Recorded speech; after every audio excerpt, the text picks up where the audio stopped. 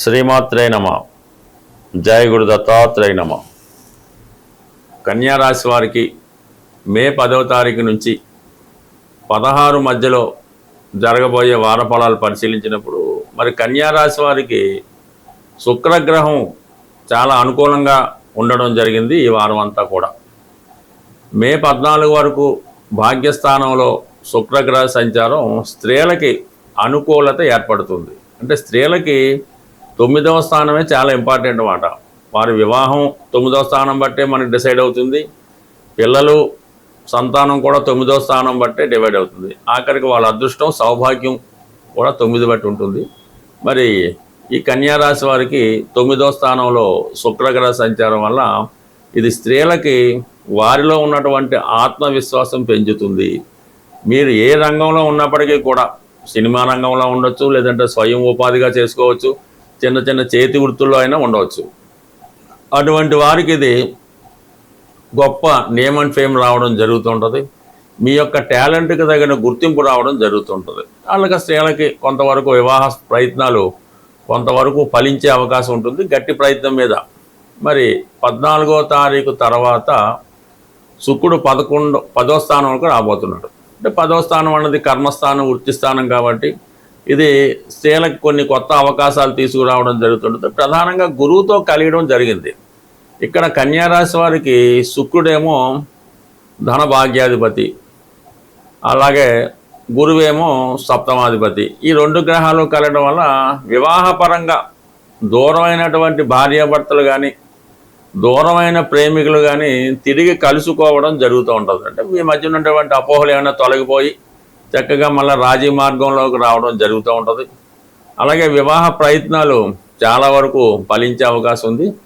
Even కుటుంబ సమస్యలు కూడా, అంటే కుటుంబ పరంగా కుటుంబ సభ్యుల వాళ్ళు ఎదుర్కొన్నటువంటి సమస్యలు కానీ, ఈ భార్యాభర్తల మధ్య ఉన్నటువంటి కుటుంబ సభ్యులతో ఉన్నటువంటి విభేదాలు ఇవన్నీ కూడా సమసిపోయి అంతా కూడా ఈ పెళ్లి విషయంలో, అన్యోన్యత విషయంలో, ప్రేమికుల విషయంలో పరస్పరం ఒక అంగీకారానికి రావడం జరుగుతూ ఉంటుంది. అలాగే మీరు అదనపు ఆదాయం కొరకు కానీ కొత్తగా ఏదైనా వృత్తి స్టార్ట్ చేద్దాం అనుకున్న వాళ్ళకి కూడా ఇది చాలా మంచి అనుకూలమైంది. అంటే శుక్రుడు దశమంలో గురువుతో కలిసి ఉండడం వల్ల రెస్టారెంట్ పెట్టుకోవచ్చు, ఫాస్ట్ ఫుడ్ సెంటర్ పెట్టుకోవచ్చు, లేదంటే రైస్ షాప్ పెట్టుకోవచ్చు. ఏదైనా గౌరవప్రదమైన వృత్తి ఏది పెట్టుకున్నా ఈ సమయంలో రావడం జరుగుతుంది. ఇక ప్రధానంగా అబ్జర్వ్ చేయవలసింది ఏంటంటే ఈ వారం 11వ తారీఖు నుంచి కుజుడు 8వ స్థానంలోకి రాబోతున్నాడు. ఆల్రెడీ ఈ రాశి వారికి రవి ఈ మే 15 వరకు కూడా 8వ స్థాన సంచారం వల్ల ప్రభుత్వ అధికారుల వల్ల వేధింపులు ఉండడం జరుగుతుంది. అలాగే ప్రభుత్వ ఉద్యోగులకి పై అధికారుల వల్ల చికాకులు, ఇబ్బందులు రావడం జరుగుతుంటుంది. వృత్తిపరంగా మీరు కొన్ని సమస్యలు కానీ ఇబ్బందులు కానీ కొంతవరకు అన్నెసరీ ట్రాన్స్ఫర్లో, అన్నెసరీ పనిష్మెంట్లో లభించే అవకాశం ఉంది. దానికి కుజుడు కూడా అక్కడ చేరడం వల్ల ఏంటంటే కొన్ని అనుకోని ఇబ్బందులు, అపవాదులు రావడం జరిగే సూచనలు ఉన్నాయి. అలాగే మరి సాహసమైన వృత్తుల్లో ఉన్నవాళ్ళు, ఇటు వృద్ధులు లాంటి వాళ్ళు కానీ వాహనాలు వేగంగా నడిపేవారు చాలా జాగ్రత్తగా మీరు వాహనాలు నడపడం కానీ మరి మిగతా విషయాల్లో కూడా చాలా జాగ్రత్తగా ఉండడం జరుగుతుంది. అంటే 8వ స్థానంలో 2 అగ్నితత్వ గ్రహాలు, మరి రాష్ట్రాధిపతి బుధుడు కూడా అక్కడే ఉండడం వల్ల అనుకోకుండా కొన్ని ప్రమాదాలు జరిగే అవకాశం ఉంది. ప్రధానంగా ఈ వాహనాలు నడిపేవాళ్ళు హెల్మెట్ కంపల్సరీగా పెట్టుకోవాలి. ఎందుకంటే మేషరాశి మీకు ఇప్పుడు ప్రస్తుతం 8వ అక్కడ కుజుడు రవి ఉన్నారు కాబట్టి హెడ్కి సంబంధించినటువంటి హెడ్ ఇంజరీస్ లాంటివి జరిగే అవకాశం ఉన్నాయి సాధారణంగా. అందువల్ల చాలా వరకు జాగ్రత్త వహించడం మంచిది. బట్ ఏదైనా మరి ఈ కన్యారాశి వారికి సప్తమంలో శనిగ్రహ ప్రభావం వల్ల గతంలో లాగే భార్యాభర్తల మధ్య ఏదో ఒక అవగాహన లోపం వల్ల పరస్పరం విరుద్ధ భావాలతో వారి జీవితం గడపడం జరుగుతుంది. బట్ ఏదైనా ఇది ఎప్పటికైనా పరిష్కారం అవుతుంది. బట్ టెంపరీగా ఇబ్బంది అన్నమాట. అంటే బంధం గట్టిగా ఉంటుంది కానీ చూసిన వాళ్ళకి అనుకూలంగా ఉంటారు, వ్యక్తిగతంగా వాళ్ళు పెద్ద సుఖంగా ఉండలేకపోతుంటారు. బట్ ఏదైనా ఈ పెళ్లి భార్య విషయంలో రాజీ పడక తప్పదు ఈ కన్యారాశి వారు. మనకి ఈ వారంలో 12వ తారీఖున హనుమత్ జయంతి రాబోతుంది. అయితే ఎప్పుడు ఆంజనేయ స్వామిని పూజించడం అన్నది ఆ ఫలితం ఒక రకంగా ఉంటుంది. కొన్ని ప్రత్యేకమైనటువంటి పర్వదినాల్లో ఈ స్వామిని పూజించినప్పుడు ఆ ఫలితం మనకి మరింత శీఘ్రంగా వచ్చే అవకాశం ఉంటుంది. అయితే ఈ ఆంజనేయ స్వామి వారికి పూజించే విధానంలో అంటే సాధారణంగా టెంపుల్లో అర్చన అభిషేకం చేయించుకోవడం జరుగుతుంటుంది. మనకి మీరు ఏదైనా ఒక కార్యాన్ని స్వామికి అప్పచెప్పాలనుకుంటారు. మీరు ఏదైనా ఒక కార్యాన్ని స్వామికి అప్పచెప్పాలి, లేదంటే మనం కోరుకోవాలనుకుంటాం. అది ఉద్యోగమా, పెళ్ళ, సంతానమా, ఏదైనా అయినప్పుడు మరి స్వామివారికి తమలపాకులతో పూజ చేయడం వల్ల మీకు ఆ కోరిక సిద్ధించడం జరుగుతూ ఉంటుందన్నమాట. ఆ కార్యక్రమం విజయవంతంగా పూర్తవడం జరుగుతూ ఉంటుంది.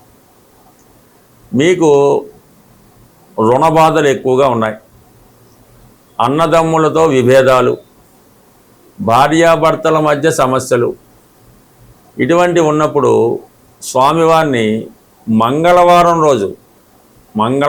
రోజు మరి సింధూరంతో అభిషేకం చేయడం వల్ల ఇటువంటి సమస్యలకి పరిష్కారం దొరుకుతుంది. మనం కేవలం ఉద్యోగం కొరకు ప్రయత్నం చేస్తున్నాం, ఎటువంటిగా ఉద్యోగం రావటం లేదనుకున్నప్పుడు మీరు ఉద్యోగం వచ్చేదాకా కూడా ప్రతి శనివారం రోజు ఆంజనేయ స్వామి వారి ఆలయంలో దర్శించుకోవడం, అంటే శనివారం అది దర్శించుకొని మీకు వీలున్నప్పుడు వడమాల స్వామికి సమర్పించవలసి ఉంటుంది.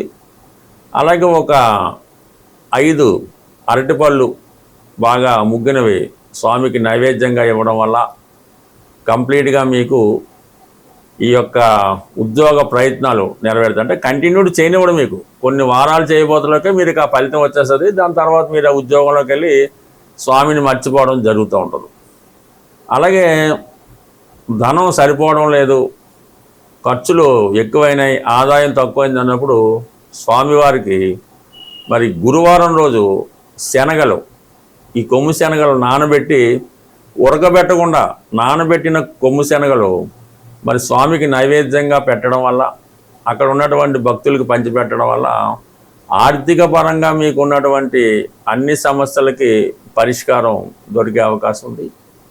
ఇక ప్రధానంగా ధనం ఏమీ లేదు, ఏ పని చేయలేకపోతున్నాం, ఫైనాన్స్గా బాగుండాలనుకున్న వాళ్ళు బుధవారం రోజు, అంటే బుధుడు వ్యాపారకారకుడు కాబట్టి వ్యాపారం సజావుగా సాగాలన్నా, విద్యార్థులకు చదువు బాగా రావాలన్నా ఈ బుధవారం రోజు ఆంజనేయ స్వామి వారి ఆలయంలో అటుకులు బెల్లం కలిపి పొడిగానే అక్కడ స్వామికి నైవేద్యంగా పెట్టడం వల్ల కూడా మీకు ఈ వ్యాపార పరంగా కానీ ఉద్యోగపరంగా కానీ అవకాశం అది ఉంటుంది. ఈ విధంగా మరి ఏ సమస్యకైనా స్వామి పరిష్కారం చూపగలరు. అయితే ఆ సమస్యను బట్టి ఏ గ్రహం ఆ సమస్యకి కారణమవుతుంది, ఆ రోజు స్వామివారిని విధి విధానంగా పూజించడం వల్ల 100% మీరు అది పొందుతారు. అది పర్టికులర్గా నియమం. ఈ ఆంజనేయ స్వామి వారిని మనం కోరినప్పుడు ఆ కోరిక తీరేటంత వరకు కూడా మీరు మరి బ్రహ్మచర్యం పాటించక్కర్లేదు, కానీ కొన్ని వాటికి దూరంగా ఉండాలి. అది వ్యభిచారం, అలాగే మత్తు పానీయాలు, అలాగే ఈ మాంసం, చేపలు, ఇటువంటి దూరంగా ఉండవలసి ఉంటుంది. అలాగే మీకు స్వామి ఇవ్వడం జరుగుతుంది. ఇవన్నీ మానేసి మీరు ఒక 40 రోజులు అనుకుందాం, ఒక 5 వారాలు అనుకుందాం, అనుకోకర్లేదు. మీరు కంటిన్యూ చేయండి, కంప్లీట్గా మీ సమస్య తీరడం జరుగుతుంది. బట్ ఏదైనా ఒక దీక్ష చేసినప్పుడు కొన్ని వదులుకోవాల్సి ఉంటుంది.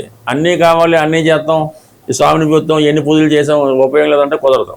కంపల్సరిగా కఠినమైనటువంటి శ్రమతో మీరు ఒక యమ నియమాలు పాటించినప్పుడు అది మీ నియమాన్ని బట్టి ఎంత తొందరగా రావడం అన్నది అది నిర్ణయం జరుగుతుంది. బట్ ఏదైనా ప్రయత్నం ఇంపార్టెంటు, దీక్ష ఇంపార్టెంటు. 100% స్వామి తలుచుకుంటే ఇవ్వనిదైతే ఏదీ లేదు.